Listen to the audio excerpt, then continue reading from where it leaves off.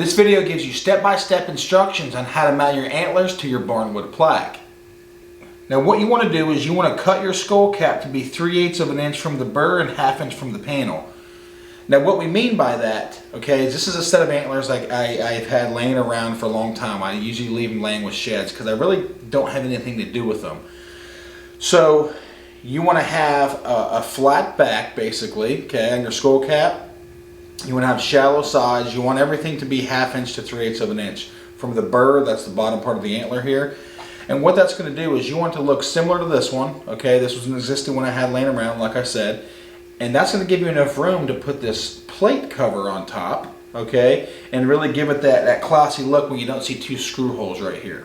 Now what you don't want to do is you don't want to have one like this, okay? See how this one has like flared sides, it's really deep right here. Well, you don't want that because this is going to give it a hard time. It's not going to cover. So the instructional manual that comes with this gives you the exact measurements on what you want to do whenever you do a skull cap. Now since these ones were existing ones that I already had and they weren't fresh off of like a European mount, you can get exact precision cuts.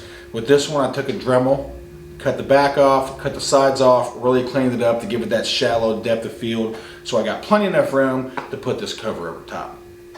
Once you get your skull cap cut, you want to drill 2 holes through the center of the cap. That's what you're going to use to mount to your plaque with the screws that are provided, okay? Then you want to measure 5 inches from the bottom of the antler cap cover, okay, this is the antler cap cover, measure 5 inches from the bottom.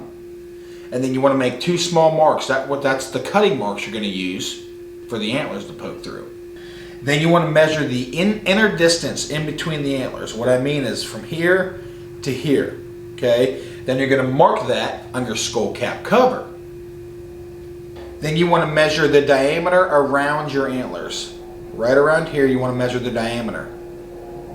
And then you want to take that measurement and you want to make circles on your skull cap cover so you know where to cut so you don't mess up this cover.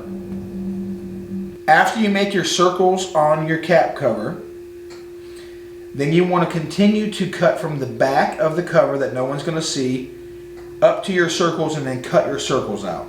Then you want to dry fit or test fit your cover over top of your antlers, and then you use your finish nails. Okay, this is where the hammer comes in. Use your finish nails. You poke through the antler cover. That's what's going to hold on to your plaque.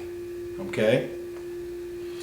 And after you get your cover on, your antlers are mounted, the last and final step is you take this gold rope and then you want to measure roughly with your fingers. Just hold the gold rope around and then cut and then glue the ends where you want this gold rope to be, and that's just like a gap filler. That's just going to cover any imperfections that you may have if you make your hole a little bit too big, a little bit too small.